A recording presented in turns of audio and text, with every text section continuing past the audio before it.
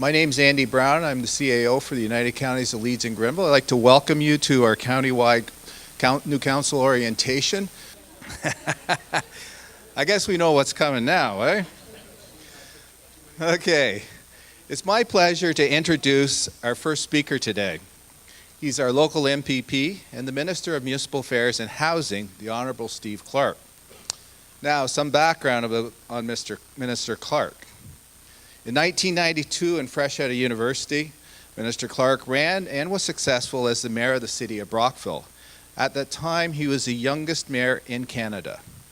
He led the city for 9 years, including a term as the president of the Association of Municipalities of Ontario, we also refer to as AMO.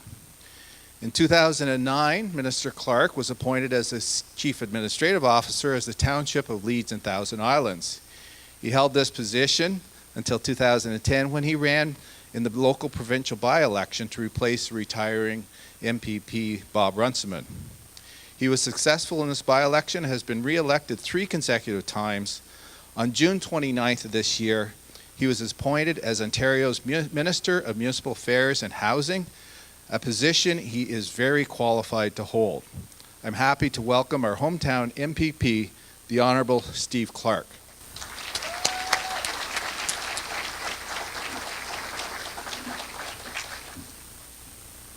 Thanks, Andy, for that wonderful introduction. It's great to see Warden Robin Jones here as well today.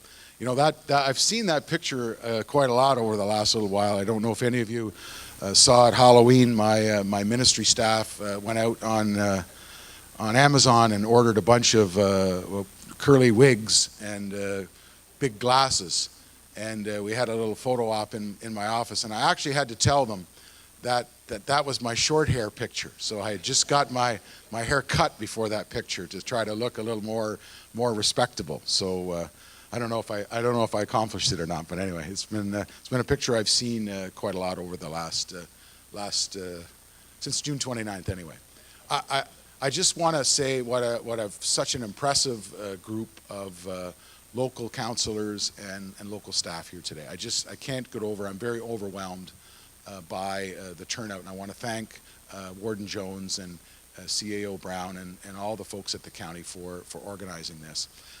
It is such a great group. Like my Toronto Twitter followers remind me that it's a large group, but I'm so very impressive that you do such a great job in your local communities. And I know during the election. You worked very hard. That was the one thing that I really remarked upon to my colleagues at Queen's Park is how hard the candidates worked and how important it is and how what such a big step it is to put your name on a ballot. And I know firsthand the whole issue of running for office, and I know what it takes to get elected. So thank you for putting your names forward. I know you did it. For the money and the glory, well, if you did, you're in for a big surprise. But I just want to take this opportunity to say how satisfying my 9 years in municipal office was. It's times that I'll always remember. I made friendships with the municipal staff and the council over those 9 years that are still very, very strong today. And I remember one particular story after I got elected. You get elected and I was 22, and you say sort of, now what, right? And for me it was, I had to start chairing council meetings, so I had Robert's Rules of Order, and I had the procedural bylaw, which I don't know about you, but read sort of like a different language for me at the time when I first read the procedural bylaw. But the story I'll tell you is I had just got elected, and Neil MacDonald from CBC was then working for the Ottawa Citizen. And he came down and did an interview with me in my office at the Victoria Building at Brockville City Hall. And he asked me about what I thought about being on the police commission. And I said, what's a police commission? To which that was the headline in the Ottawa Citizen. Mayor says, what's a police commission? So I learned that I need to have a very good foundational briefing by the municipal staff And that's the one thing I want to tell you today. One of the things that helped me most in my transition from being an elected neophyte to being a mayor that first inaugural meeting was the work that myself and my council, because we had, at the time in '82, we had a 60% turnover on council, so a very significant turnover. And it was those municipal staff people that really helped us, educated us on some of the basis for being a councillor. So if I have a takeaway for you today as a new councillor, I really want you to take the opportunity to use the very experienced men and women that we have as municipal staff. And I've really tried to, since my appointment on June 29th as Minister of Municipal Affairs and Housing, really tried to tell the ministry that we need to really provide your municipal staff with good resources and to be able to work with them. My ministry, in addition to having our municipal service office in Kingston, with some great staff there, we were very blessed to have some very experienced staff at our Kingston Ministry of Municipal Affairs and Housing office. We also produce a municipal councillor's guide, and I had just worked with my deputy minister, Laurie LeBlanc, and approved it the other day, so it should be up on the ontario.ca website later on this year. So look for that. The topics that we cover in that Municipal Councillor's Guide include accountability and transparency, governance, municipal law making, sound fiscal management, and land use planning. So it's a resource I encourage you to use. And I want to reiterate using your local staff. The other thing I want to do is I want to talk about priorities that I have in my ministry and what we have in our government that directly relate to municipalities. And I'm asking you to make them your own. I want to reiterate something that we said at AMO, that we really want to encourage you to that first meeting, sort of after your inaugural meeting. You can do it at your inaugural meeting if you want, but we really want you to turn your minds to private retail cannabis and the whole option of opting in or opting out. It's a very important decision. We've worked with the Association of Municipalities of Ontario, and one of the first things I did when I was minister in a conversation with Lynn Dolan is our government made a commitment that we were going to honor the $40 million implementation funds for municipalities over the next 2 years. So it was very important for AMO that municipalities have that financial assurance as part of implementation. Talks are continuing. We had our last MOU meeting with AMO and my ministry last week on November the 1st, and we really had a good conversation about those implementation challenges. And I know that just given the fact that the Prime Minister's October 17th date was so close to our October 22nd date, that there were a number of questions that took place over the campaign. But again, the clock is ticking to that January 22nd deadline, so we want you to put your mind to making that decision early on in your mandate. I'd also like to remember the folks that you met on the campaign trail. And I always say this to municipal councillors. It's the seniors, the young families, the small business owners. The great thing that I've always said about knocking on doors in a campaign is you get that up close and personal look at what your constituents really want out of their local elected council, things that affect their day-to-day lives. And we all say that the municipal level of government is the closest up to the people. As elected officials, we all have a responsibility to remember those discussions we had at the door when we're deliberating in our council chambers. And it doesn't matter what size of council, it doesn't matter where. It doesn't matter whether you're in Chantry or Spencerville or any of your township offices in between. You have to take that lens of looking at what you heard at the door when you have your deliberations to council. Every decision we make needs to be put through that lens of how it's ultimately affecting the taxpayer. So at the provincial level, we're certainly working hard. Normally, a provincial government that gets elected in June traditionally has a swearing in for their ministers late June, early July. Maybe you have a throne speech around Thanksgiving and you get it passed by Christmas. I think you know that's not our government. You know, we sat through the summer, sat on weekends. I put people through a rare midnight sitting. we're going to continue to sit and meet, and I think our government, when you look at provincial legislatures, will probably meet longer and later than every other legislature in the country. So it's important that when we make those decisions, we've already pledged in my ministry that we're going to reduce the burden that my partner ministries and I put on municipalities. We want to be able to free up some of your staff's time to deal with priorities that you've heard on the campaign. So it's very important for us to allow that. And at the same time, the ministry's challenged all municipalities and also my ministry partners on trying to streamline some of our development approvals. Housing was a big issue across this province during the municipal elections, and my ministry wants to be sort of the leader within our ministerial brothers and sisters to ensure that we lead the charge in terms of making development approvals faster. We want to make it easier for you to focus on your priorities because those services that you provide your citizens, they depend on those services. You heard that during the election. I joked earlier about just the social media in the wake of our government's legislation to reduce the size of Toronto City Council and the press gallery's comparison to the amount of councillors that are in Leeds Grenville.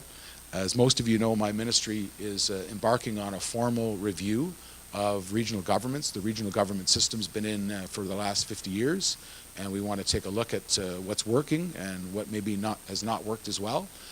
That doesn't say that we've extended that review to other municipalities. We haven't done that. But I would like you early on in your mandate to have that discussion, to have the discussion on the size of your council, the programs that you deliver, how efficient and how effective you are to serve your residents.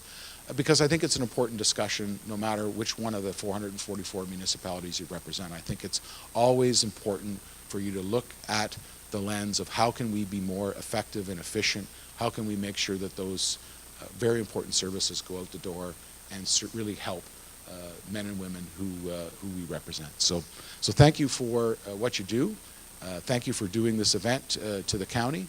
I really appreciate the efforts with the county and the fact that they do just represent us so very well. Just in closing, my door is always open to you. As most of you know, even though I'm in cabinet and I have to spend time in Toronto, I can get home faster than any MPP, bar none. So if you need me and I can get back, I'm going to come back for you. As I said, my office is always open. Michael Jiggins, my executive assistant's here. I've got great constituency staff. I want to work with you. This is the best riding in the best province, in the best country in the world. And I say that every day, that I'm the luckiest man at Queen's Park because these communities that you represent are just, it really gets me excited. And I was excited the other night at the Brockville Chamber talking about my late friend Gord Brown. We always shouted from the rooftops that Leeds Grenville is the best place to live, work, raise a family, and it's the best place to be on municipal council. So thanks very much for having me, and enjoy your day.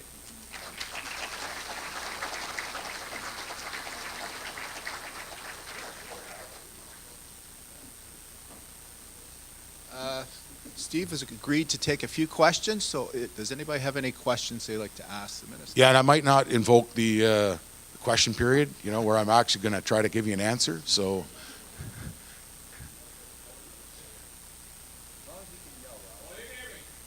yeah, Robbie can hear him for sure.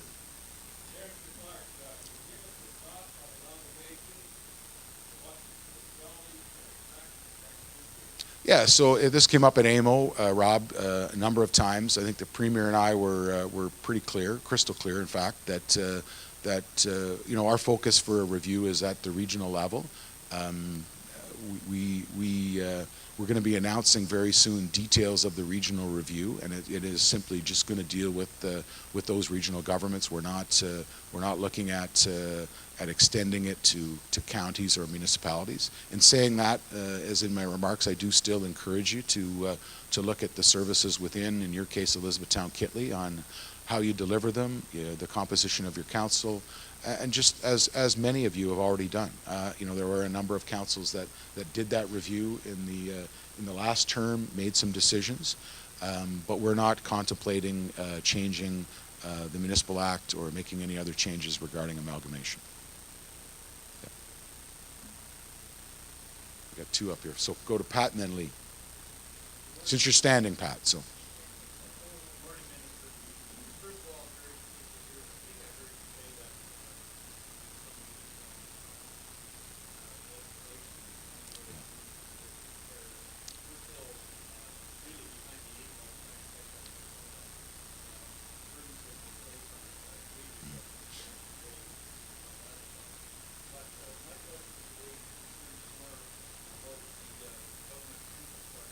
Mhm.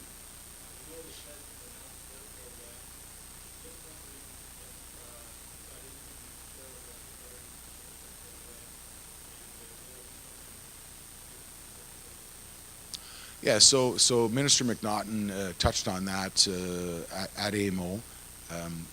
There are 4 streams, as you know, that the federal government is looking at, and as part of the bilateral agreement, we're going to continue to work with the federal government on ensuring that we mirror what the feds are offering. So, Minister McNaughton is going to be announcing in conjunction with the federal government when intakes are going to take place, which of the 2 streams are going to take place first.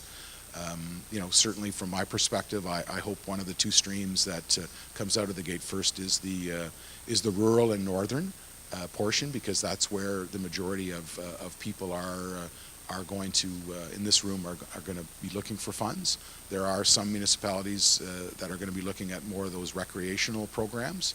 At least the feeling I get, and it's up to the federal government to announce it, is that it'll probably be in the next intake, that they're going to deal with sort of the big projects first, the transit for the urban areas, and then the northern and rural, so that it covers, so every municipality will be able to see some opportunity for dollars. That's what I think is going to happen.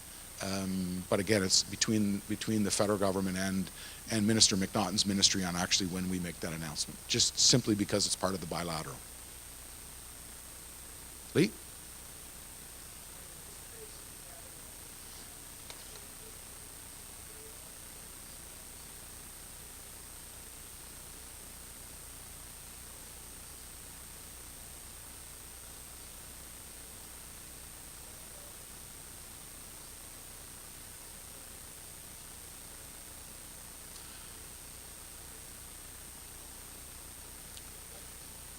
Yeah.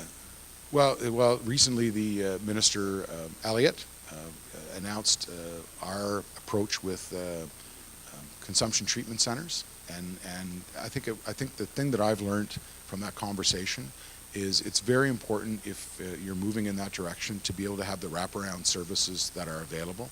I think that's one of the things that we felt needed to be emphasized, and we have a number of people within our government caucus and actually around the cabinet table that feel very strongly that if you're going to move into the treatment model, the consumption treatment model that's being proposed, it would be working in conjunction with community health centers, but it's very important to have those wraparound services as part of it, because I think that's part of the success of those services.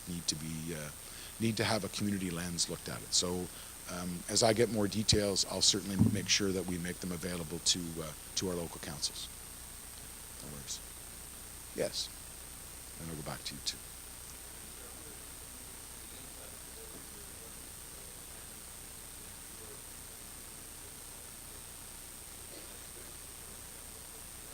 Yeah, well, we've had our focus right now has been, we decided that we weren't going to wait until the municipal election was over. So we started, first of all, a review of the growth plan for the Greater Golden Horseshoe, and we've been having, our focus has been having discussions around that. We had on November the 8th, we had our 3rd roundtable, and we had about 250 people. Very diverse group in the room, people who traditionally have not worked together. In fact, you could argue that they actually worked against each other with opposing views.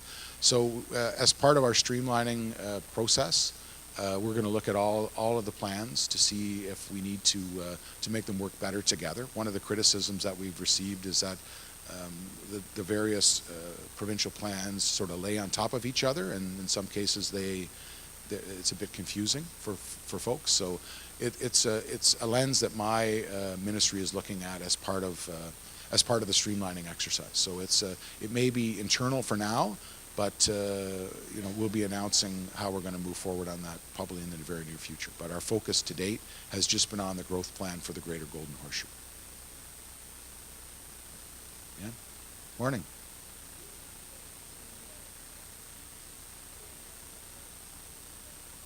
Yeah, so that's one thing that I'm very passionate about in my ministry. We've got a long way to go. We've we're very encouraged by the federal government's renewed interest in housing, and I did have a brief conversation with the federal parliamentary secretary Adam Vaughan at the Ontario Nonprofit Housing Conference that Councillor Bursey is on their executive. We need to make sure that we have a system that works successfully, and supply is the lens that I look at it. We're in a critical problem with affordable housing in the greater Toronto and Hamilton areas. It's in a crisis situation, and housing deficiencies have been talked about right across this province during the municipal election. But we really need to do a better job in working with our municipal partners on supply. And the example that I use with my ministry is Wall Street Village that's just being built here in Brockville. It was an idea that was first discussed my very last year on municipal council in 1991. It was the first file in 2010 that I opened up in my MPP office, and people are just now starting to have the process of moving into that facility. So 8 years, 8 long years is way too long to have a affordable housing project moving through the pipe. So if I do one thing better than my predecessors, we have to streamline that time within my own ministry. And it's a big challenge just within the Ministry of Housing to be able to get that done. So we're going to continue to work with our partners. We've had some great cooperation right now, again, from very diverse, right from developers to tenants associations, and every stakeholder in between. But we do have to deal with a better job in getting more supply to market faster. No question. Yes, Larry.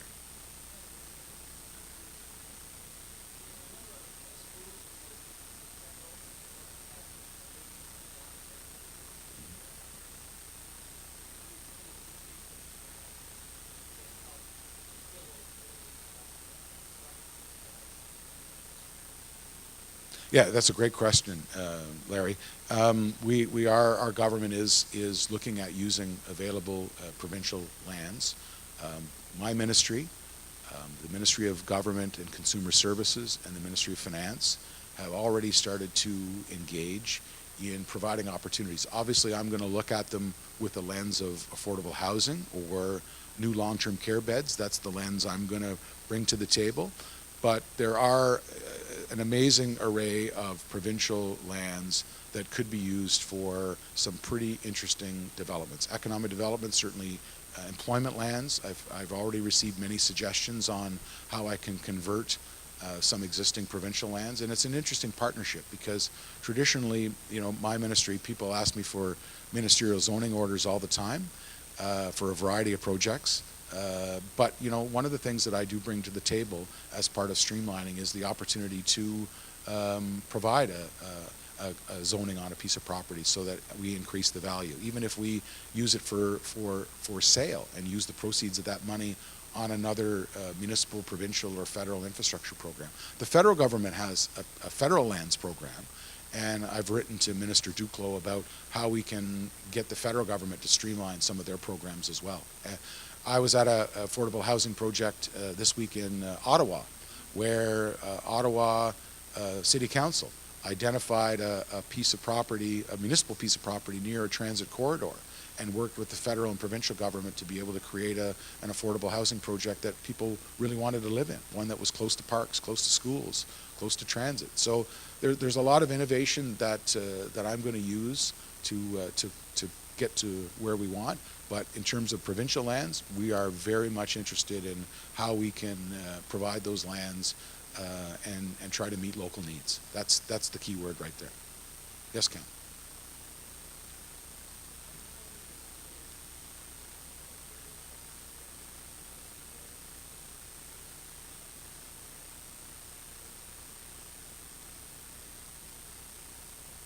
Yeah, so we're really encouraging people to get involved in the ministry's plan. At the Ministry of Environment, Conservation and Parks website, we're soliciting public input, and I'm overwhelmed at the amount of suggestions that we've had on that website so far. Having lunch this week on Tuesday with Minister Phillips, and I really will be encouraging him to really try to get as much buy-in from local communities as possible. Certainly, you're the level of government that's closest to the people. You're on the ground. You just finished a campaign where you knocked on a lot of doors. You heard people's local concerns. And I want you to be able to feel comfortable at putting those suggestions, especially on some climate initiatives, onto that website to help us formulate our plan, looking at it with a municipal lens. So if you need to be pointed in the direction of that site, my office would be more than happy to do so. But I am encouraging as many people as I can, people that I know are interested on the file, to get on the site and to give me your suggestions. Minister Phillips really wants to move fast.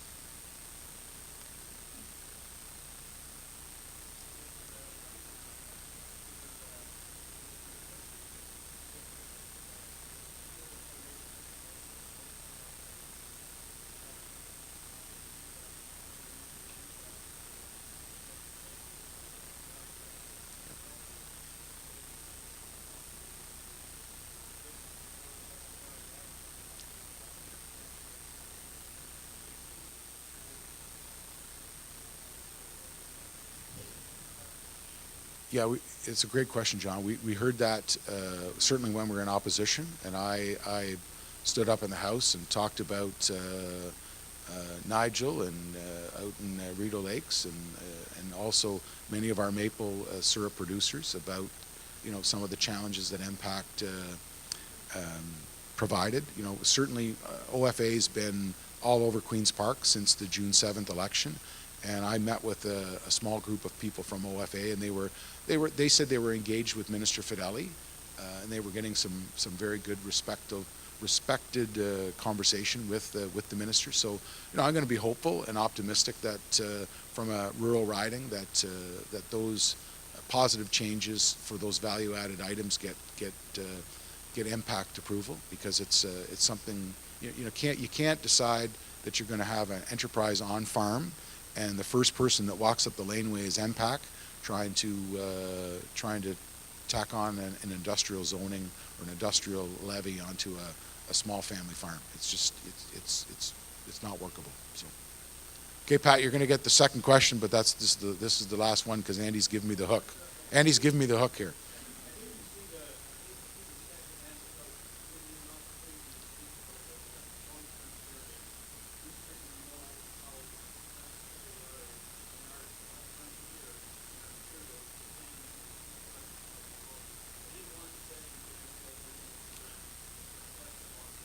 So this is the what we call at Queen's Park the friendly question, right? So yeah, the lob ball question. So yeah, long-term care is something that I've talked to Minister Elliott about many times, especially in a rural area. We certainly rolled out some long-term care beds early on, very small amount as part of our government's commitment to increase long-term care.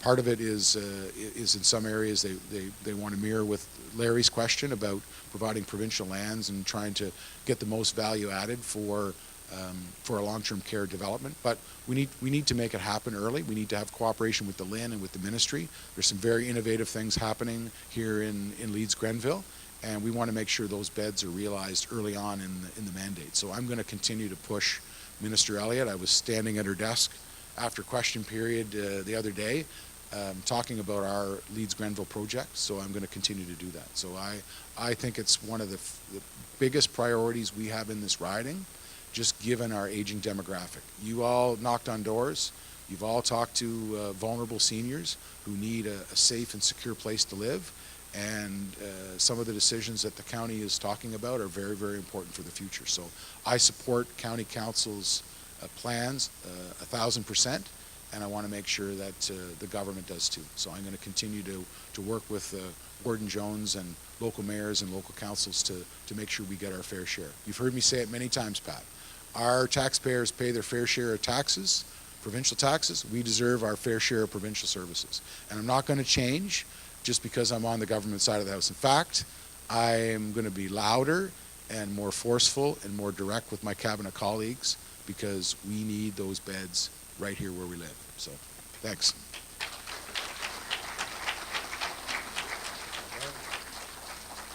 Thank you, Mr. Minister. And on behalf of everyone here, a little token of our appreciation. We feel very lucky and honored to have you here and taking time out of a busy schedule. And anyways, thanks also for answering all these questions. Yeah, did I do okay? Perfect. Better in question period, eh? Thanks. We will. Thank you, Minister. Okay, next I just want to quickly introduce our warden from the United Counties of Leeds and Grenville. Our warden is Robin Jones. Robin is the mayor of the village of Westport, as well as the warden. She's also, just to mention, she's also the chair of the Eastern Ontario Wardens Caucus. She's a director on the Eastern Ontario Regional Network, which is a organization affiliated with the Eastern Ontario Wardens Caucus that was working on cell gap and broadband for Eastern Ontario. And she's also sits on the board of directors for AMO under the Rural Caucus. Warden Jones.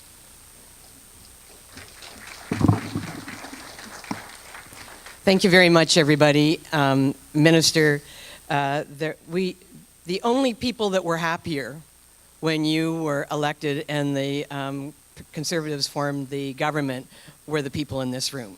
You have, you're a man of conviction, and you were very bold when you were in the opposition on behalf of us, and I get to work with you on a frequent basis. And I'm happy to acknowledge that you are just as bold now as our minister. So thank you very much. And to everybody else in the room, congratulations. So the election happened, and there was all sorts of exultation that night. There was people probably partying across Leeds and Grenville and other places. We in Westport do a paper ballot. Now, we only have 300 and, I forget how many people voted that day, 600 and some odd. We got our results around 20 to 12 at night. But anyway, we kept the streets open and celebrated. So you have all been congratulated by people in your municipalities. Your families are proud. And now the work begins. I went on the AMO site last night to get an idea of how many people were returning from the previous mandate, from the previous council. And it looks like there's around 75% of the people in this room, it's their first term of council. So for the counties and the clerks from within Leeds and Grenville to set a day up for you like today, it's perfect timing, because all of the glad handing and you did a good job on the campaign is over, and the work needs to begin. So I wanted to take just a couple of minutes to talk about what that work looks like. And I describe it as it's a real balance, being a municipal politician, between the art and the science. And you're going to start learning some of the science today. Some of the leadership principles, some of the acronyms. I was, on my council, 3 of the 4 councillors are new. So as people have already been talking, I've been listening with their ears, and God bless them, their eyes aren't rolling back in their heads. But things like the provincial policy statement, which until today you may never have heard of, you're going to start getting that information. No doubt your councils are going to have training specific to your own municipality. There's the opportunity to take the AMO training for councillors, and I encourage you to do that, because the information you need to be a good member of council has probably eluded you up until today. Everybody comes here with their current or their former professions, the education and the training that they've taken to do a great job in whatever you've done in the rest of your life. But we all come to this first meeting without a lot of information on how to be a good member of council. So the science piece is the theories and the other briefings that you're going to get. The art piece is, how do you take, as the minister just said, all the information that you heard when you were knocking on doors? How do you take the information that you will continue to receive from your constituents in relation to the issues ahead of you? And the first one, as the minister has already said, will be whether your municipality will decide to opt in or opt out of retail sales for cannabis. How do you take that and persuade your colleagues that your point of view or your research or your analysis is really the direction that your council will go? And that's a different set of skills. The procedural bylaw, I think those of us who have read them or developed them have tried to take the Greek out of it, as the minister said, but those are the rules that you need to follow as a member of council. You have your opportunity to persuade others, and you need to do it effectively. And the effectiveness is what your constituents expect. You've knocked on doors, and I suspect nobody in here promised the moon. But what you probably heard was, we want a council that listens to us, takes what we say into consideration, and makes the best decisions for the municipality. And that being said, that is your job. So you need to find that way to come to consensus and kind of follow the three rules of being a community member and sitting on council. And that is to always be honest. The bad news is not like red wine. It does not improve with age. So be honest, don't overpromise, and have really, really thick skin, because everybody has an opinion. And the last point I'd like to leave with you is, you have the authority to make laws. You are lawmakers. You are the government in your municipality. There are many ways that you can reach decisions at the council table, but when you walk away from there, please remember one thing: be nice to each other. Let's have a great day.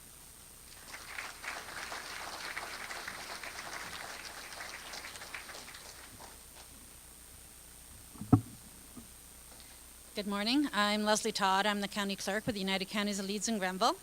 Our first presentation this morning is entitled A Councillor's Most Important Responsibility, and we're very fortunate to have with us today Dr. Richard Tyndall. Dr. Tyndall's bio was in your package, but I would be remiss if I didn't provide a little bit of an intro. Andy Brown and I first met Dr. Tyndall many moons ago at the Center for Government Training at St. Lawrence College in Kingston. His teaching in municipal government is legendary and has provided a foundation on municipal government to thousands of municipal employees. Dr. Tyndall is a retired professor of government, and in addition to his teachings, he has co-authored Local Government in Canada, which I believe is in its 9th edition. Yeah. Dick and his wife, Susan, who is also, she's a lawyer, they are the principals in Tyndall Consulting Limited, whose projects include organization reviews, restructuring studies, strategic planning exercises, development of training manuals, and presentation at seminars and conferences. He is also an invaluable resource and contributor and presenter to the Association of Municipal Managers, Clerks and Treasurers of Ontario, and he continues to provide entertaining presentations like the one you're going to hear this morning. Please welcome Dr. Tyndall.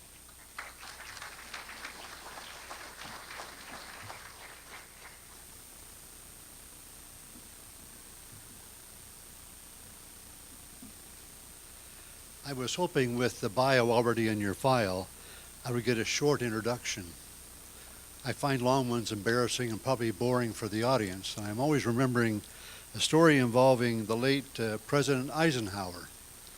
He was asked to come to a small town in the American Midwest back in the mid-1950s, one of those opening a new public library, ribbon cutting, show the flag ceremony, and the chair of the local library board, the local historian, was supposed to introduce the president.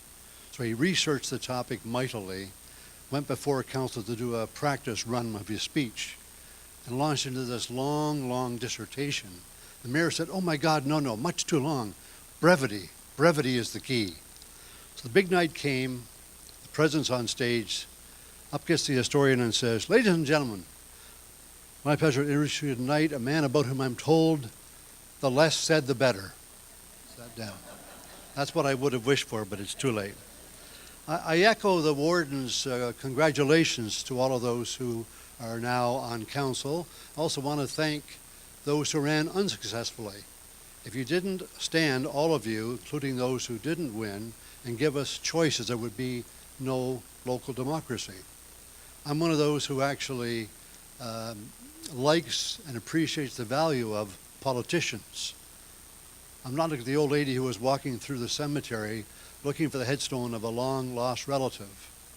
Her niece came along and read out the inscriptions on the headstones, and she said, "Here lies a politician and an honest man. Imagine burying them both in the same grave." Now, I don't feel that way, but a lot of people do, and that's one of the problems we have. If we could go to the next slide there. The reason I suggested, perhaps to your surprise, that your most important role was to conduct yourself in such a way that you would enhance public trust and confidence in local government is the fact that, as you must have noticed, right now we have so much disillusionment and cynicism about politics and politicians. It's terrible in the States. It's worse provincially and federally. But it's also generally people, sadly, just don't have much respect for those who serve in public life.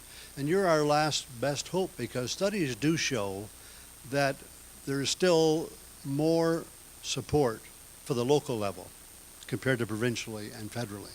You're not perfect. There are local scandals. There was the City of London cited several times for secret meetings. There was the bizarre case you must have read about the mayor of Stouffville, who had in his private mayor's washroom this CSI-type wall with pictures of present and former councilors and staff, and arrows pointing and lines drawn through this extraordinary thing. I felt that it should have led to some kind of PhD research into from privy councils to privies, flushing out secrecy in government, but no one has yet taken this up, unfortunately.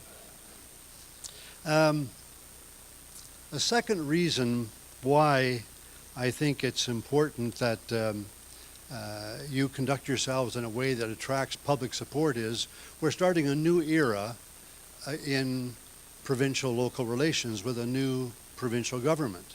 I know you feel you have friends in high places with your local member. Interesting, when we were reviewing the youthful and hirsute, Steve Clark, going into to Mayor of Brockville at age 22, I wasn't much older. I worked for municipal affairs myself 50 years ago this year.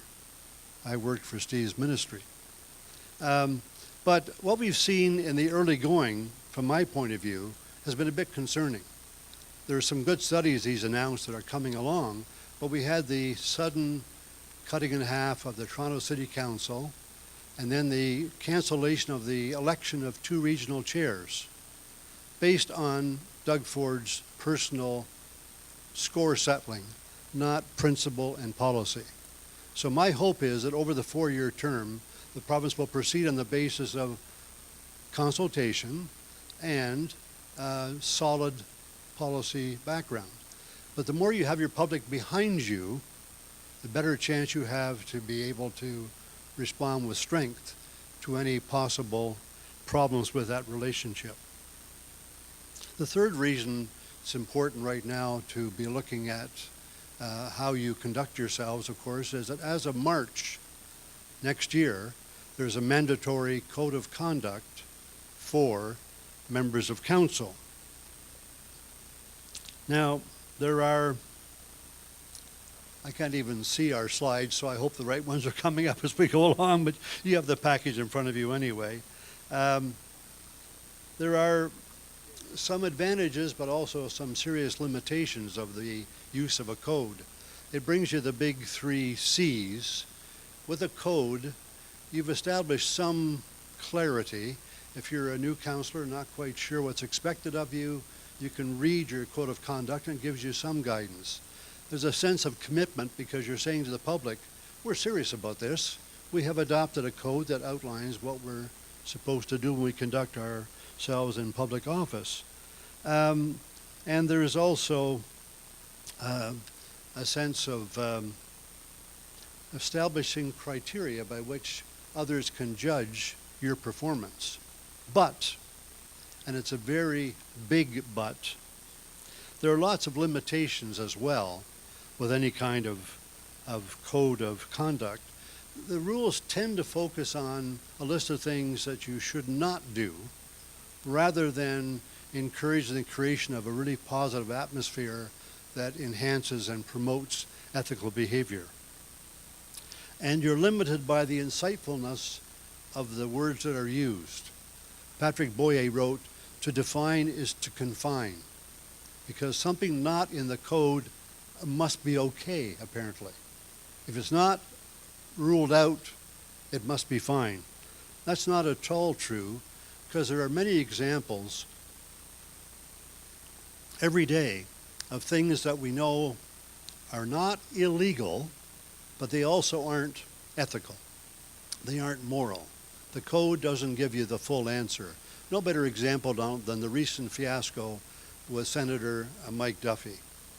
He was found not guilty in a court of law on various charges. One of the key issues was there's a housing allowance. If you're appointed to the Senate, you have to move to Ottawa and you have housing costs. So you can apply for a subsidy toward the housing costs. Duffy had owned a house in Ottawa for years. He got the subsidies. Well, the rules of the Senate weren't entirely clear. What the meaning of principal residence wasn't entirely clear. Well, wake up in the morning, Mike, look around, see where you are, write it down for 6 months. If you're waking up in Ottawa every day, that's probably your principal residence. Duh. Ethics versus legality. We have an example here of a pretty straightforward indication of ethical behavior. It's the next slide beyond this, guys. Sometimes it's quite clear-cut. Wonder why you weren't laughing when I waited for that. I feel reassured now. The lack of a clicker up here is going to be a bit of a problem, but we'll carry on. Okay, let's look at what is going to be in this code that will be mandatory come March next year. The first 4 things I'm going to look at the first few here, but the first 4 are the ones that are mandated by the province. Others you might decide to add. And these seem to be fairly straightforward, but they aren't really. Gifts. You can specify a dollar limit beyond which you should not accept a gift. But the context and the circumstances can change everything. For example, as a counselor, you go out to lunch with someone and they pay for lunch below the dollar limit. Well, let's look at the particulars. This one lunch we're talking about is a friend of yours. You meet for lunch 3 or 4 times a year and you take turns who pays. It was that person's turn this time. Now, same lunch bill, but the person taking you out to lunch is not a regular friend. It's someone who's bringing something before council looking for a favorable result. And even though you're still below the dollar limit, there's a question that comes up then about the appropriateness of having that person pay for your lunch. Will that increase that person's expectation? There's also the old slippery slope problem. There's a lunch here and a lunch there, and you start to feel more an obligation toward that person. There's the example, someone says, you've been chairing a lot of night meetings, you deserve a little break. I have tickets for a Junior A hockey game. No big deal. Then it's a Junior A playoff game. NHL game. the owner's box. Then it's the flight down to Philly to watch the Leafs play the Flyers, which happened in the case of the Toronto computer leasing fiasco. Justice Bellamy's report, which is a great read, and the counselor involved there, on the stand she said he went from lie to lie in a performance worthy of Pinocchio. This is a most unjudge-like document to read, but it's quite delightful. So even something as simple as the amount of money can be a start of a slippery slope. I learned at a very young age about avoiding that from a guy that was in 1950-51 the clerk treasurer of Morseburg, South Dundas. Most of his career he was superintendent of business for various school boards, including in Brockville with the legendary or infamous Lloyd Dennis, my father, George Tyndall. And I saw him as a young fellow with a Christmas basket, typical thing with tea and chocolates and crackers and cheeses and whatever wrapped in cellophane. He's writing a note. There was a fellow who would supply things to the school board by times, one of many suppliers, and he sent this basket. My father explained to me that the basket wasn't a big deal, but if you took that basket, there'd be a bigger gift the next time, and a bigger gift, and an invitation to go somewhere overnight, and at some point he would have crossed the line. So he returned all gifts always, thanks but no thanks. Something to think about. Okay, respectful conduct. This is more of a problem provincially and federally because of political parties and polarization, and for some reason the need for them to immediately fall into the roles of constantly going to the personal attack. You're somewhat more respectful most of the time. But there are bullying mayors, we know of them by times, and there are councillors with personality clashes. And one of the challenges is to make sure that you try as hard as you can to be respectful toward each other in your deliberations in council. And also to be particularly conscious of how you react to staff. Let's look at a couple examples of that.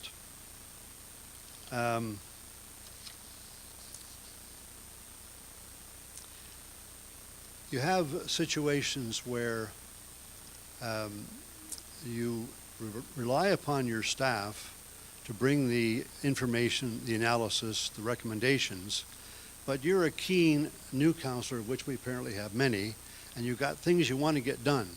And those damn staff keep saying, oh, we can't do that, or it's not in the legislation, or they keep getting in your way, and the risk is that you will start to sort of growl and snarl back at them.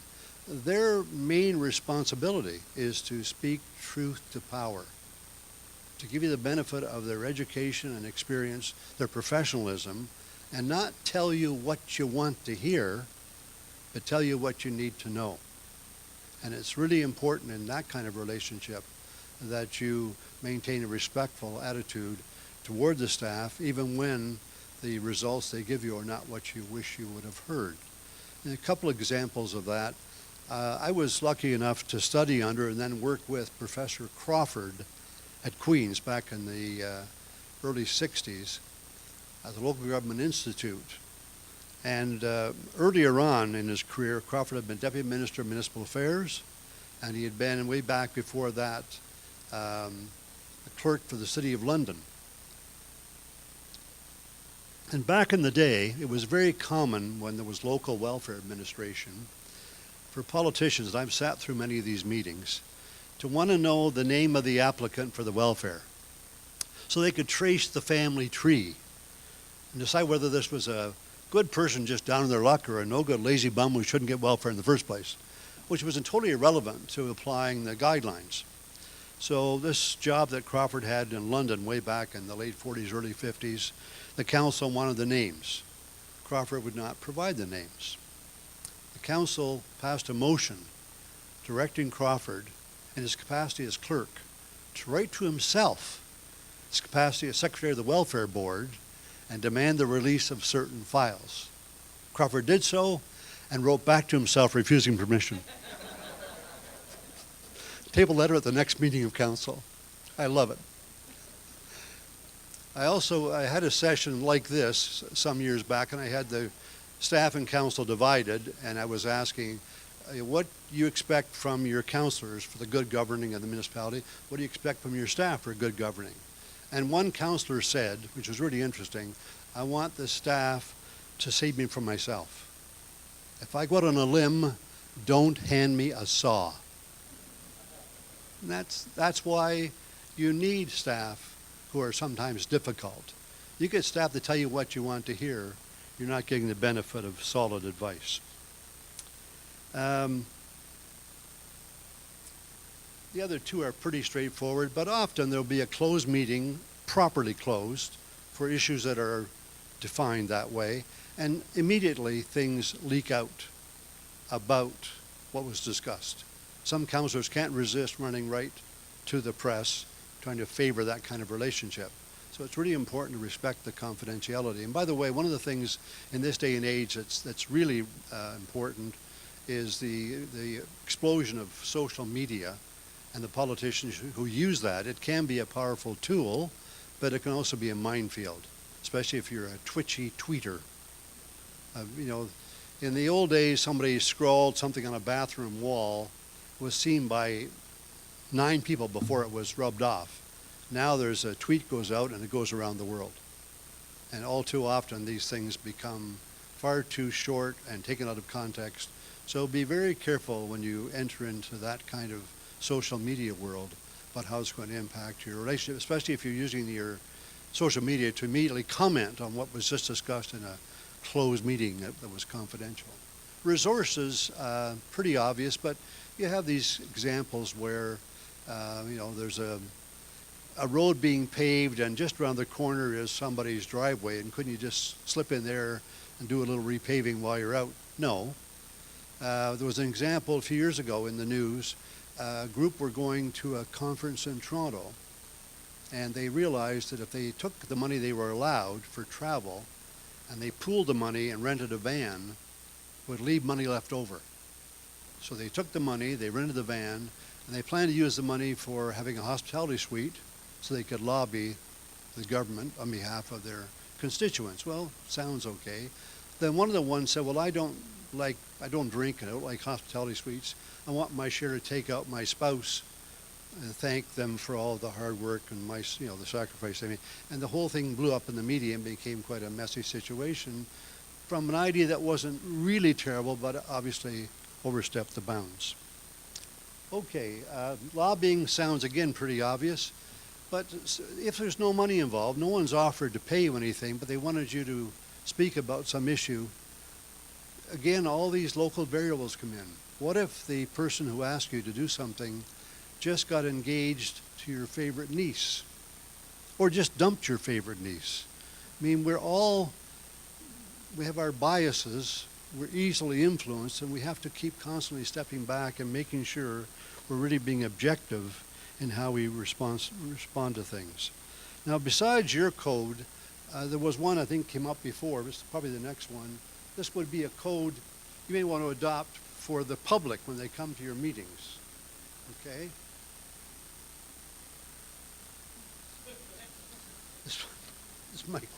This might be. They should have a code too, shouldn't they? And the next one is serious, and it's actually from Sunnyvale, California. It's a really interesting, very basic code, but it covers it. Matter of respect. Respect, respect.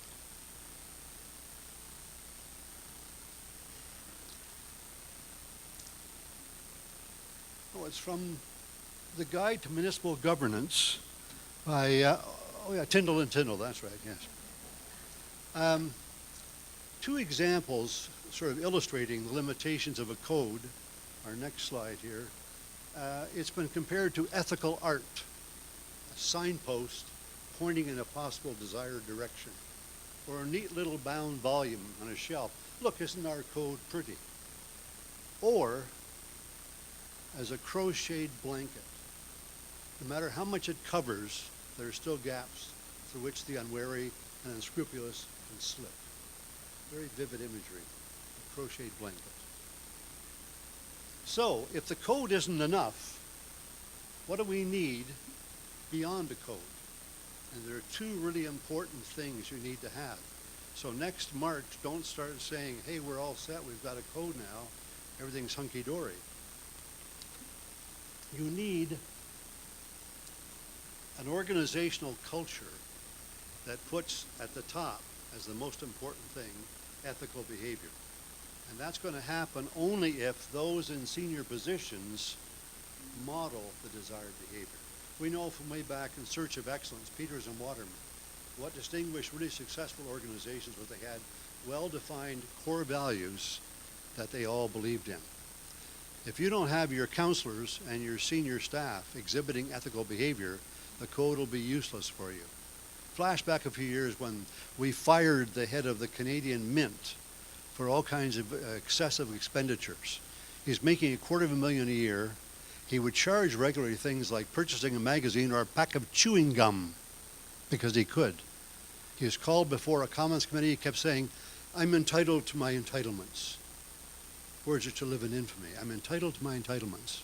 If that's the head of your organization, what good is a code? You're going to take that example and get what you can from the public trough. So that's where it starts.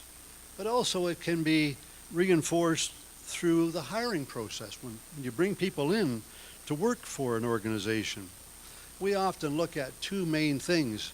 Does the applicant have the educational background and the work experience to meet the job requirements?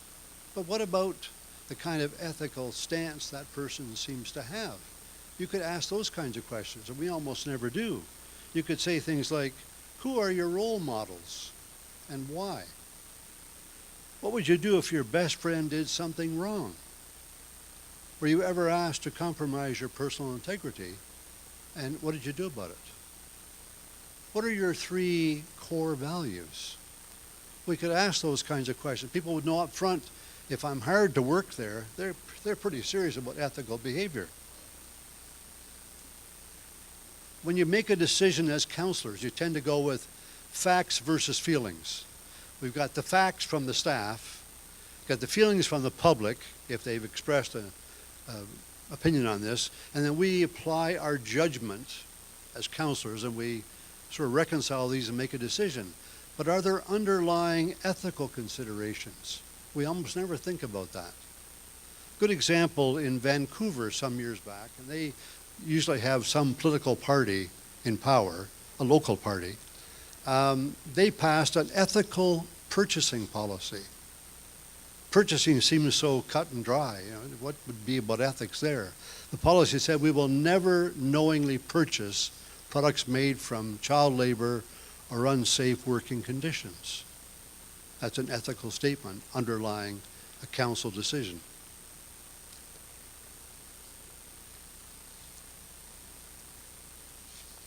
You also need to look at what are the underlying processes and systems in your municipality, and do they reinforce or undermine your objectives of being ethical? And one of the things, for example, is for the last 30 years or so, there's been this recurring emphasis on running more like a business, bringing in measurement and being more entrepreneurial, and that's what government needs to do. And so at some extremes, we even had the notion of separate little business units in the municipality, and they're supposed to operate as close to break even as they can by finding ways to generate revenues and by being really efficient and minimizing costs. Well, it sounds good until you realize that if every separate little unit is supposed to operate that way, they're looking at how they can shed costs and accrue revenues. And it's very divisive internally. It does not work toward a broad collegial cooperative organization focused on broader goals. I have a good example here. In a moment I can show you. If you have an overly narrow business focus, it can lead to some questionable decisions. If we can roll forward for a minute beyond that. Yeah, or here. So here's the business case for recycling. Consider these figures. This is probably worse now. These are old figures. $1,000 yields $49, $16, $5. Now, let's try $1,000 spent on wine and take the bottles back, $200. So the best investment is to drink heavily and recycle. Now, Not really, obviously, but that's the narrow kind of business focus that can go entirely against the concept of broader ethical considerations. The last thing on the previous slide, we won't go back to it. Here we are. It's talking about your ELQ. Now, we all know about the IQ. The ELQ is the ethical leadership quotient. So you would have a very simple test worth 10 points. And the first 3 questions are these, which are pretty straightforward. Number 3, in case there's any confusion, is the one about do unto others as they would do unto you, not the one about he who has the gold makes the rules, just so there's no confusion there. Do you teach ethics every day to those with whom you work? What? Not my job, you say. Well, if not you, who? And if not, then when? Because every day in the workplace, things arise that may have an ethical connotation. It doesn't mean that you're supposed to go around necessarily attacking things that are bad. You can be looking for things that are good, and you could be reinforcing that positive example. You could be looking at things that are gray areas and encouraging discussion. Yes, I'm not sure myself. Let's look at that and let's consider the implications. If we take the opportunity for teachable moments, we heighten the awareness in the organization. Ethical behavior is important. And I have a quote here somewhere from Greg Levine, who's written widely about municipal ethics. Here it is. Education, advice giving, monitoring, investigating, and sanctioning are all critical functions in making an ethics system work. Now, beyond the notion of an organizational culture, the other big component has to do with your own moral compass and making sure that you have one. We all have our own values and biases. They're unavoidable. They're part of our education and upbringing and life experiences. It's important to take the time to look inside yourself and figure out what it is you stand for, what it is you believe in, and be aware of those things so that you can then allow for those when you confront situations which are gray. There's a book on mediation that talked about this, the search for objectivity and neutrality, and they said the only way you could find a completely neutral person would be to get a eunuch from Mars. Well, they're hard to find, and the relocation costs are terrible. So the best thing you can do is know yourself and know then how to react to areas which are clearly quite gray. So getting a highly identified sense of your own values, the old expression that covers that is, if you don't stand for something, you'll fall for anything.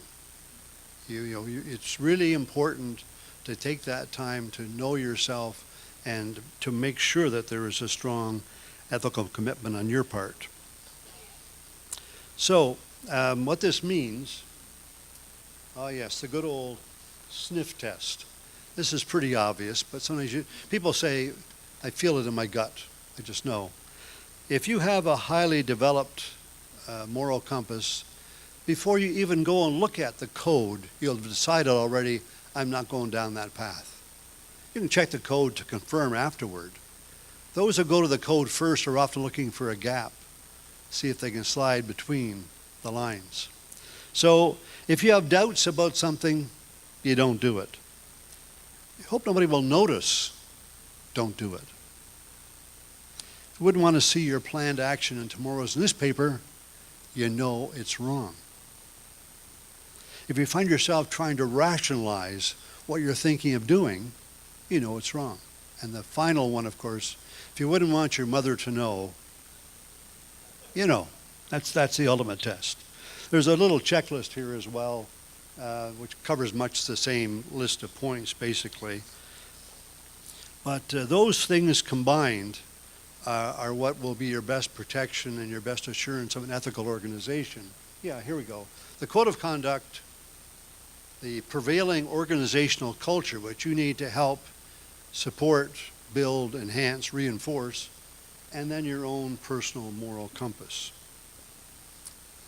Now, yeah, a couple closing slogans that are kind of interesting to think about. Whoops, if we go back there. Victory if possible, integrity at all costs. And I like this one. Popularity is temporary, respect is timeless. When you're all done with your municipal career, do you want to be remembered as somebody, oh, he got a lot done, you know, pretty good at cutting corners here and there, but he got things done. Or, I really respected that person. I'll give you an example from the federal level. You may recall the name Bill Graham, not Billy Graham, the evangelist. Bill Graham was a liberal cabinet minister. He was actually interim liberal leader during that period with Stéphane Dion and others coming in for brief periods. He was a guy from Toronto I happen to know because he ran against my nephew in Toronto. My nephew ran for the Green Party, who had no chance in hell of winning. And Bill Graham was so respectful toward my young nephew in various public encounters. And when Bill Graham retired from federal politics, there was a party in Toronto, and the guy that was his chauffeur in Ottawa came to Toronto at his own expense and said to somebody afterward, I wouldn't have missed this for the world. When I drove for that man, if a meeting ran late, he came out and apologized for keeping me waiting. He came and apologized to me, a driver. That's, you know, we don't read in the paper enough times about ordinary, humble, hardworking people because bad news is news and good news isn't. If it bleeds, it leads. But I think what you want to have at the end of your time is people respecting what you did rather than just focusing on short-term victories. Now, I've given you a lot of sort of heavy stuff to think about and, you know, loaded things on your shoulders. So I want to close and leave a bit of time, maybe we're running a bit late, if you have any questions, but I want to close with something a little more positive. It's in the form of a little poem. A man stood before the pearly gates. His face was wrinkled and old. What have you done, St. Peter said, to gain admittance to the fold? I've been a municipal councillor, sir, and I've served for many a year. And he raised his hand to his cheek and he wiped away a tear. Well, the pearly gates swung open wide. St. Peter rang the bell. Come in, old man, you're welcome here. You've already been through hell. Okay. All right. Any quick questions? We've got to try and yeah.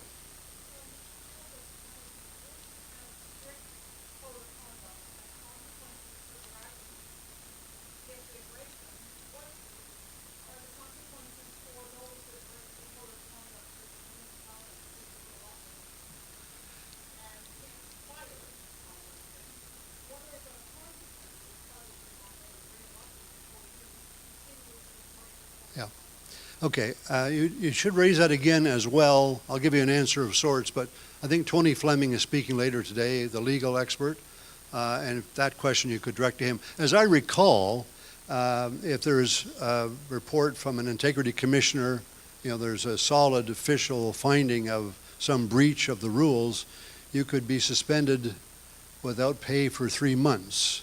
Does that sound familiar to those who are? Yeah, okay. So there is that consequence. You know, it's not a permanent situation. It's a 3-month suspension. And there's also the impact of the negative publicity that would arise from being cited as in conflict. And we want to be careful because, you know, you have been given a mandate from the voters, so there's a balancing act between having you not get away with things that you shouldn't and also not being turfed because of some finding which sort of denies the legitimacy of the democratic process as well. Yeah.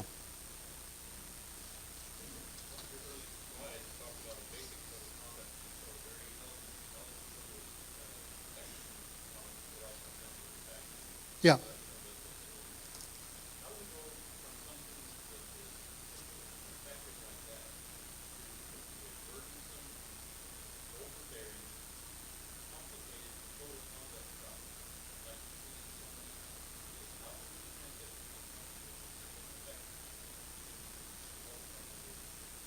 Well, that's a good point, and I've seen a few draft codes or actual codes, and they are awfully long. They go 4, 5, 6 pages. I guess one way would be a preamble, like that basic respect one, as sort of the overall guiding principle, and then flesh out some of the examples below. I think you do need to touch on things like, gifts, benefits, where you're gaining something personal by virtue of being in office. So there needs some elaboration, but if it's too long, people won't read it. And also, it has to be kept front and center. You don't just show it to new counselors at an orientation and then throw it back on the shelf. If there's a brief opening statement, you might even reprint it at the top of the council agenda every meeting. I used to advocate when I was doing workshops on strategic planning. If you've adopted a strategic plan and you've got 5 priorities, every agenda item that relates to a priority in your plan, flag it on the agenda. Differentiate the routine from the really important. We tend to forget, and the meeting goes by and we've talked about stuff and not the important stuff. So it needs to be, in the old days we had desk blotters. Remember the calendar, and you'd make note, it would be on there, your code of conduct, right in front of your eyes all the time. I guess we could put it on a computer screen, it pops up, it's your wallpaper on your screen before you get started. But that, besides keeping it simple, we got to keep it more front and center and reinforce it. This is where the teachable moments are important.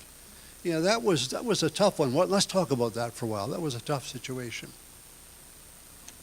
Okay? Moving on. All right, thanks. Okay. Thank you, Dr. Tyndall. Your talks are always informative and humorous, and a lot of good points for us all to consider. Thank you.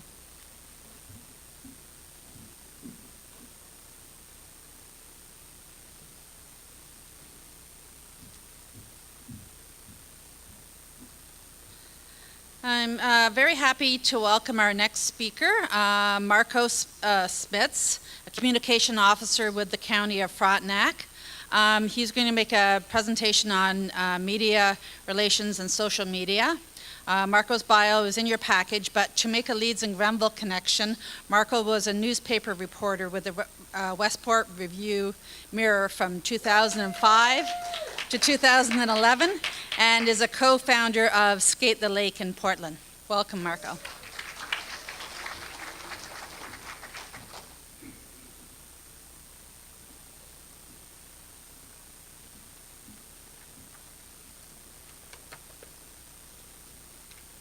Thanks very much for the introduction, and yeah, it kind of feels a little bit like a hometown crowd, so that's fun.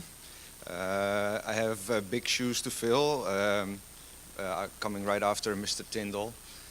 My clerk, who's also my boss, saw the agenda and said, "Oh, you're right after Mr. Tyndall," and then put a stack of books on my desk to say how to prepare for this presentation. So. The other sort of icebreaker I had, and I feel comfortable that I can do this now because Mr. Clark brought it up himself, but I was going to say I know how many of you are in this room. 96, if you're all here. Just a brief overview of how I am intending to lay out my presentation. I'm going to start speaking to you about media relations, how the media works, how to prepare for media events, and how to get your message out. And after that, I'll switch to social media and describe a little bit of the landscape of social media and perhaps give you some suggestions if you want to advance your platforms or want to make any changes to which social media you use or you don't use. And then also a little bit about dealing with negative feedback, because generally that's the most questions I get, is on how to deal with negative feedback. And then I'll tie it all together with an example. So we can go to the next slide. So my definition of media relations is your relationship you develop with journalists. That's basically a brief version of it. Yeah, we can go to the next one already. And I don't know how many of you might have heard of the term earned media. So basically, I divide media up in earned media and paid media. And paid media, you probably all paid media to have some of your election advertisements in your newspaper. And earned media is the media that you don't pay for. And it's called earned media for a reason, because you actually have to work for it. You have to develop a relationship with newspaper reporters that you might run into during public events. And the likelihood of, so just a quick step back, as my role as the communications officer at the County of Frontenac, I deal with the media on a day-to-day basis. I make sure that the Frontenac paramedics are in a positive light in the media. I make sure that our long-term care home has a functioning Facebook page where residents and their family can go and see what we're doing. But the likelihood of you elected officials here having a communications person like myself is fairly low. I understand when I was asking Leslie before I got here that the county doesn't have its own communications officer like I do. So a lot of this will come to you, and media, like when I was working at the Review Mirror, I would call Mr. Clark directly, or I would call the mayor of the Reed Lakes Township directly. They don't have somebody, you won't have somebody like me picking up the phone and scheduling and setting up interviews with the media. So it's going to come down to you yourself quite a bit. Journalists are not, contrary to some people might believe, only out to publish negative stories. They're people, they're interested in general stories, but in the end, it's up to them to decide what will make the media, how they will present stories. You might think it's a great idea to have, and you won't believe the amount of times people say this to me, oh, we should put a story in the newspaper about this. It doesn't work like that. You might present it to the media, but they will decide if it's worthy of a story or not. So we can go to the next slide. Couple of tips on how to make the job of a reporter easier, because in the media, and you've all seen it, cuts have been enormous and newspapers are disappearing. There's nowadays, when you get a station that sends out a reporter with a camera, this reporter, we used to have a person with a camera and somebody interviewing, but most of the time now this reporter will do everything. And even after they're done your interview, they will let you walk away, and then they are going to stand in front of the camera that they've operated themselves and do the introduction to the story. Then they will go back to the office, they will edit the story. And so it's good to make the reporter's job as easy as possible if you want to get your story published. One of the things that I say, and there's many opportunities to learn about this on the internet, is learn how to write a proper media release. It's very basic, but if I am a newspaper reporter, my time is limited, I get a media release from you, and the headline is all caps. The next line is bolded and is a little bit italicized because you thought that looked funny or nice or interesting, and you go on. So the first thing I have to do if I want to publish that story is take all those caps out. We don't make things bold in the newspaper, so and then I probably have to go and call the person that was mentioned in the story, get a quote from that person. Instead, you could have gotten a quote from yourself or from somebody else in this media release, so try to make the job as easy as possible. Take as many photos as you can while you're at public events. Even if you're not in it yourself, you might be asked to supply a couple of photos from an event, and if you become known as a source to the media that can supply good photos that are in focus, where the light is decent, that can go a long way.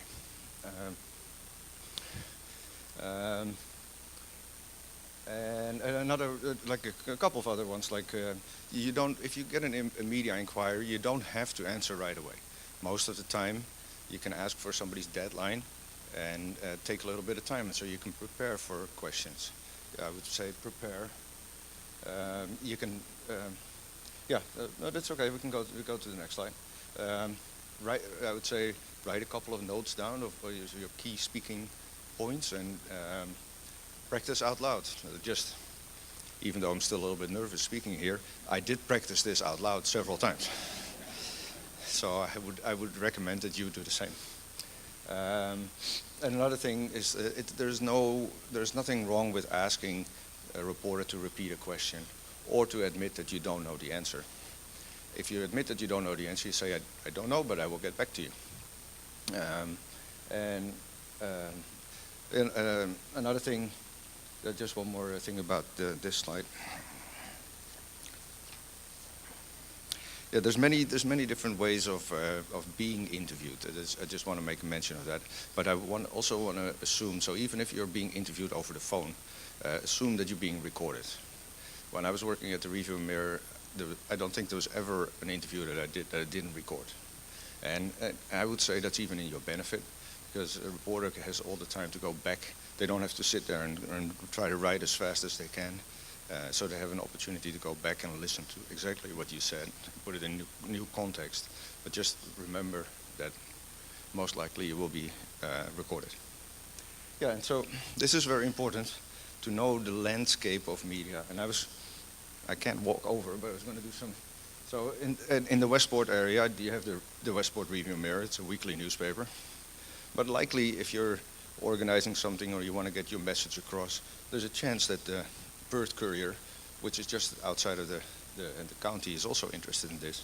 I know Prescott still has a weekly newspaper. Brockville, it's still daily, even though the Monday edition has been taken away already a long time ago.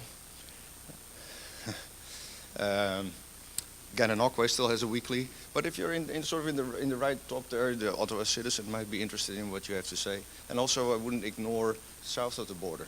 Like as you heard in my bio, I'm one of the founders of Skate Lake in Portland, and there's been several times that NPR did a fantastic story on our event and highlighted not only Skate Lake but Rio Lakes Township and the county. So know who's publishing and how to reach them. All right. Right, so on to social media. So I Googled, I thought, you know what, let's just see what comes up if I Google social media. A couple things about this slide fascinate me.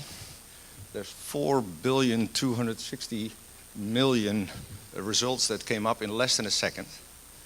I think that's just absolutely fascinating. I also do not know what social media surgery is, and I didn't click on it because I didn't want to get into trouble. I did click on it, and it was actually really boring. So don't worry. If you want to find out, you can Google it, and you're safe. But one of the things in this definition that I'd like to point your attention to is the part that it's an expression via virtual communities and networks. So, sure, Facebook is a virtual thing. It's up there on your phone or on your computer, but I live in Portland, Ontario, and we have a Portland, Ontario Facebook group, and it has about 400 members, which is more, I think, than people that live in Portland, but that's a separate story. But those are real people. So it might be a virtual community, but these are people that really care about your community. So I would keep in mind, yes, these are real people that are clicking and liking, and whether you understand the terminology of liking and retweeting and sharing and that type of stuff, it's done by real people, except for a couple of bots, but I don't think we have to worry too much about that in Leeds and Grenville. Okay, we can go to the next slide. Yeah, just a quick show of hands. Who used social media during their campaign? Okay, who did not use social media during their campaign? Okay, there's still a few. Who is on Facebook?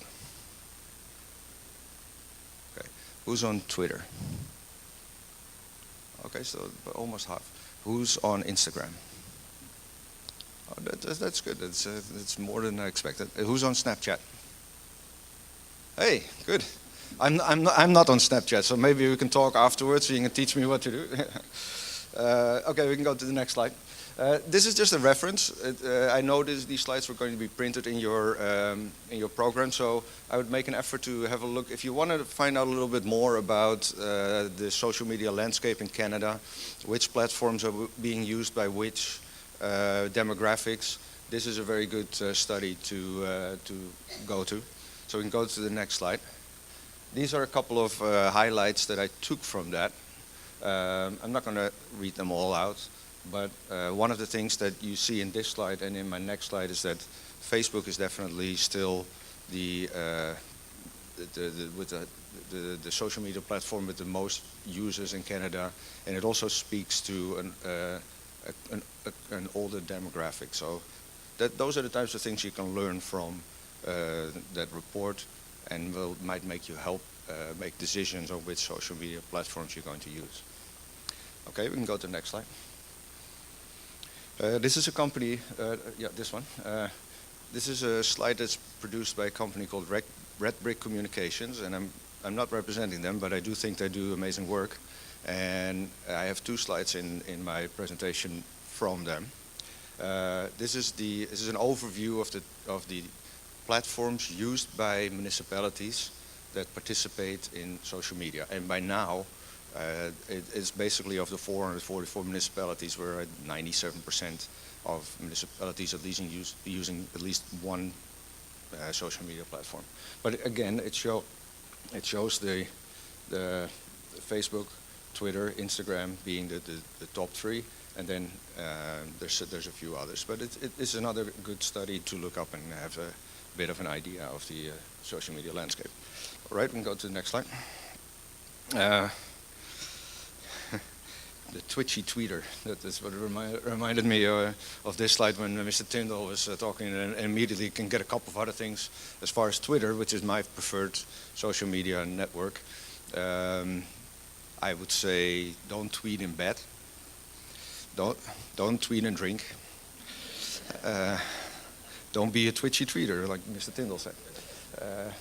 So Twitter is very much like a could be an moment-to-moment recording of people's daily activities. We at the County of Frontenac, we have several Twitter, different Twitter names, and one of the things that I do is at Council, which at the time was fairly innovative. We followed in the footsteps of the City of Kingston. I tweet live at Council. So we're not yet at the point where Council meetings are being streamed on video. We're getting there hopefully next year. But I do tweet live. For the last 3 years I've been doing that. Basically I get the agenda on Friday for our Wednesday meetings, and I prepare draft tweets for every item on the agenda, and then so that I'm ready if there's a discussion to add a little bit to it. And at the end of the Council meeting, you have a very easy overview of exactly how the meeting came about, and I find myself referencing these tweets rather than going on Civic Web or another way where the meetings are being laid out and the minutes are being posted. I find myself going back to previous council meetings through social media, and all the links are there, and it's been very popular. Yeah, and so like I'm saying, there's social media preferences for everybody. Bill Gates is known to mostly use LinkedIn, where he posts original articles.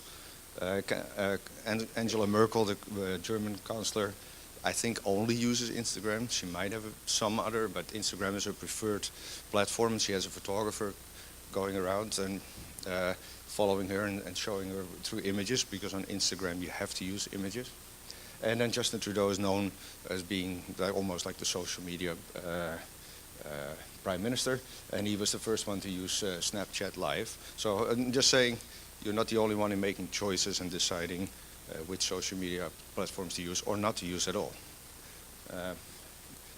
This is just a quick example of the power of social media, and it's a personal thing. So about 2 years ago, we were tagged in a tweet, and that might be technical for some people, but basically what it meant is somebody mentioned the County of Frontenac in a tweet, and I got a notification, and it said that Brian Hansen Jeremy Hansen, the Canadian astronaut, was going to be doing a Skype call at a high school, elementary school in Sydenham. And I got this notification at 9 o'clock in the morning, and it was for that day. So I called the school, and they said, sure, we're doing this. So I said, I'd like to come over and take some pictures and show how an amazing place the county of Frontenac is to live and to study and to raise your kids. So I took this picture. I was lucky. When I got there, the school had separated the room in kids that have consent and kids that don't have consent. So they didn't have to worry about taking pictures of kids that didn't have consent. And I took this picture of this kid talking to the astronaut, and he at that point asked him, is space food, does it taste bad? I think we all want to know. And so I took the picture, I quoted that, and I mentioned, just like somebody in the morning had tagged me, I tagged the Canadian Space Agency. And they retweeted that, basically propelled that message to their 220,000 followers. And it created so much positivity just from a small, so I thought I'd give that as an example of how things can go positive in a quick way. Yeah, and so, some of my bullets I think you can go through later and read them, but I also consider every tweet a press release. So I do know that Twitter is still the preferred medium for media to look for stories. So that's what I keep in mind. When I publish, I consider it that I'm publishing tweets, and I know that the media will be looking at it at some point for story ideas. Okay, we can go to the next slide. And this, I was very pleased to see Mr. Tyndall ahead of me on the agenda, because I always refer to the code of conduct in my presentations. This is taken from the code of, at our county we already have a code of conduct for counselors and a separate code of conduct for staff. So this is from the staff code of conduct. And I consider this, and I look at it frequently, a guideline for the use of social media in general for myself. And I think if you act on social media according to this, it's a good start. And if you go to the next slide, I've taken some of those keywords and put them together. This is how I think of it when I'm posting on social media. And it's very important. So there's various goals that you can have for the use of your social media. You could be wanting to grow the number of people that follow you. You could be being an advocate for a certain cause. For me, the goal in general is to become a trusted source, so that if I need that trust, I don't have to start from scratch. I've been putting my money in the piggy bank, by being a trusted source. People can go through my tweets on behalf of the county and see that I'm honest, that I am engaging, that I provide accurate, relevant information. And so when a crisis hits, you have built up a certain amount of trust. It might just be a small part of what you're going to need to deal with it, but keep that in mind as one potential goal for you as you use social media. All right, on to the fun stuff. So keep in mind there will always be people that have an opposing view. So that's not unique to social media, and I've already heard it in various presentations. I guess that is part of being an elected official. You're dealing. I think Mayor Jones said it in her presentation as well. Everybody has an opinion, and so that's not unique to social media. As far as responding, I would say sometimes to wait a little bit. If there's a storm brewing on social media, sometimes it's worth to let a few people respond and then come with a response. There are a couple of things you can do. You can ignore or block or delete posts, but I don't know if you've seen Jim Watson. Yeah. So like just a quick one. Mayor Watson from Ottawa had made a habit of blocking certain people. And in my time, I've blocked a few people as well, but when there was clearly not a person behind this account, and it's just all the messages weren't even coherent. But in this case, that wasn't the case. He had a few fierce critics, and he blocked them, and they took him to court. But he said, "This is my personal Twitter account, and I don't need to be harassed by people like that." Well, okay, let me give you one thing or one advice. Your social media, even if you say in your profile, this is your personal social media, don't do that, because you're an elected official and people will look at it. It is not just personal anymore. Anyway, before it went to court, and he just recently, last week, he unblocked him because he knew he was going to lose the fight. Because, like he said, it's my personal social media, but it's not. One quick example of people coming to your defense. Your followers will come to your defense if you are a trusted source and you're reliable. So one of the Twitter accounts that we have at the County of Frontenac is the Howe Island County Ferry. It's not the scary ferry that is part of Leeds and Grenville, or the foot ferry, as some people know. The County of Frontenac, does the county ferry. And I have set it up in such a way that either the superintendents at the Frontenac Paramedics or the Marine Service supervisor themselves can issue tweets that the ferry is out of service. It's automated. It automatically gets posted to the website and a tweet.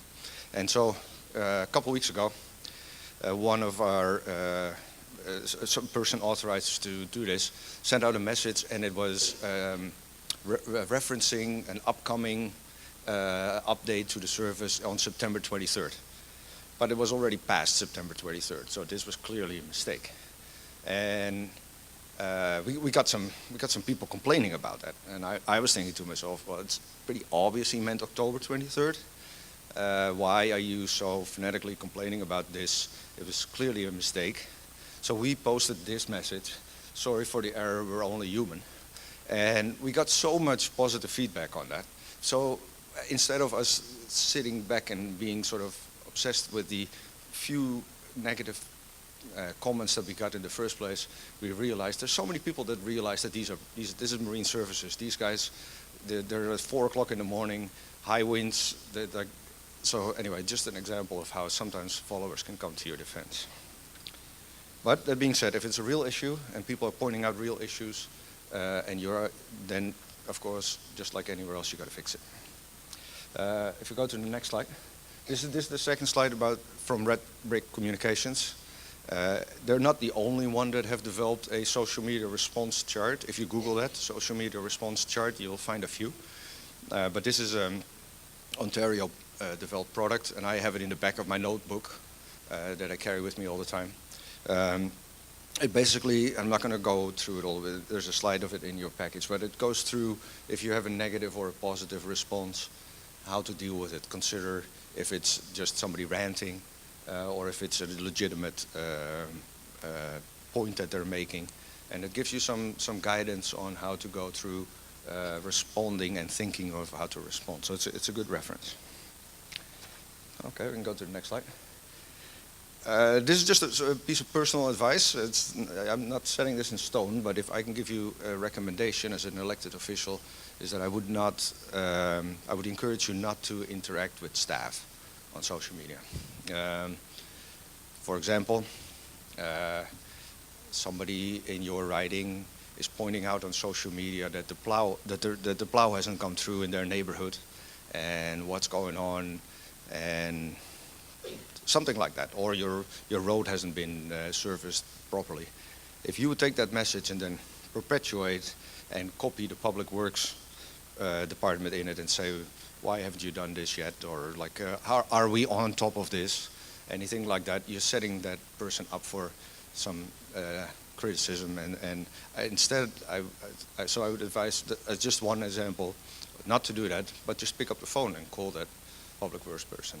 And same with during election campaigns. I know they're behind us, but I made a conscious effort not to interact with our elected officials just to give, and I asked them not to do the same with us because I don't want to come across doing any favors. So this is just a tip. All right, so this is my second last slide. A couple more tips about social media. I would say draft in advance. I drafted a LinkedIn message about me presenting here today in advance so that I don't have to sit at the table and scramble and try, because I do want to sort of be current, especially being a social media person. But if you go to an event, you already know you're going to be at this park at that time and you're going to meet these groups, and you can make a draft of your social media post in advance. Take that picture that I mentioned, add to it, and you look very current, and you're showing that you're doing what you were elected to do. Add photos. Another thing that I definitely, quick tip, after you post, go back to your post and check it. Go back to your post, click on all the links, see if they work, click on all the people that you've tagged, see if you tagged the right person. Like the Kingston Fire Department does not have an obvious Twitter handle. I've tagged the wrong Kingston Fire Department in Jamaica. So I'd just be a little bit careful. And also, if you don't know, check with other people, especially younger people. I also say younger people in your family. They might be able to teach you a couple of things and quickly learn. You might learn a few things. So now I want to bring it together with one final example. In closing, this was on the front page of the Week Standard last week on Saturday. We were also with the same story on the front page of the Week on the Thursday before. So over the years, I've built up a trusted relationship with the Week Standard. Like I said, they don't do favors. They still publish harsh stories if they need to be published, so we trusted this one reporter, and we invited her to go on a ride out with one of our crews on Halloween evening, one of our busiest evenings, to give the public an insight of the important work that the paramedics do, because I don't think a lot of people realize the work that paramedics do. And our paramedic Twitter account is one of the top 10 most followed in the province, which is rare for such a small county if we're competing with for tweets and likes with Toronto and Peel and Ottawa. Anyway, and we do have some issues with the paramedics, so union-wise, and so in some ways we set ourselves up as a vulnerable, somewhat vulnerable, but we built up this trust with this reporter, and she went on a ride out. We actually managed to get her inside the ambulance, which had never been done at our service. Usually she would have ridden with a superintendent in a separate vehicle, but she was actually in the ambulance. She managed to battle through a 12-hour shift, 6 p.m. to 6 a.m., and sat through the whole thing and wrote this amazing story about the work of paramedics, and it's still up. You can still find it. I would encourage you to read it, but it just is where being the trusted source, having done proper media relations, and the help of social media, because she tweeted through the night, through the shift, when it all came together. And that's just one example. And that's it.